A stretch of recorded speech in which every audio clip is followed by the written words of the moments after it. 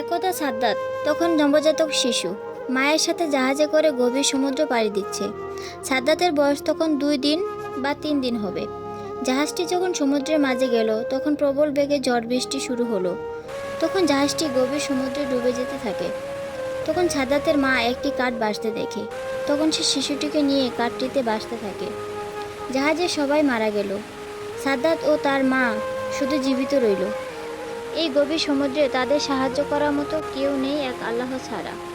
শিশুটির কথা ভাবতেই মায়ের চোখ দিয়ে জল বেরিয়ে এলো।